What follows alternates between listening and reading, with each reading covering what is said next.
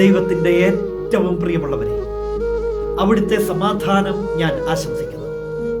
ഇന്ന് കർത്താവ് നമുക്ക് നൽകുന്ന ദൂത് യൂദാസ്ലീഹ എഴുതിയ ലേഖനം 1-ാം അധ്യായം 22-ാം തിരുവചനം.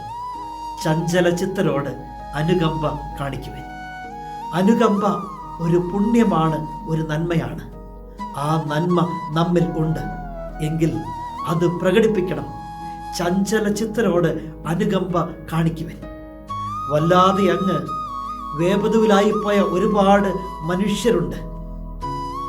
അറിവില്ലാത്തത് കൊണ്ട്, കഴിവില്ലാത്തത് കൊണ്ട്, ബലമില്ലാത്തത് കൊണ്ട്, സമ്പത്തില്ലാത്തത് കൊണ്ട്, രോഗികളായി പോയത് കൊണ്ട്, നിരവധിയായ പ്രശ്നങ്ങളിൽ പെട്ടുപോയത് കൊണ്ട്, ഒന്ന് ചിരിക്കാൻ പോലും പറ്റാത്ത മനുഷ്യരുണ്ട്. നമുക്ക് വലിയ പ്രശ്നങ്ങളൊന്നും ഇല്ലാത്തത് കൊണ്ട് ഒരുപക്ഷെ അവരുടെ സാഹചര്യങ്ങൾ മനസ്സിലാവണമെന്നില്ല.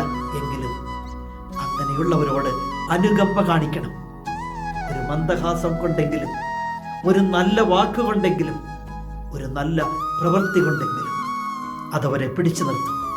ചില പച്ച ഇലകളിലെ വീണു പോകാമായിരുന്ന പഴുത്ത ഇലകളെയും താങ്ങി നിർത്തുന്ന പച്ച ഇലകൾ. ആ അനുകമ്പ സ്വർഗം കാണും, സ്വർഗത്തിൽ എഴുതപ്പെടും. കരുണാമയനായ ദൈവം നമ്മെ എല്ലാവരെയും സമൃദ്ധിയായി അനുഗ്രഹിക്കട്ടെ.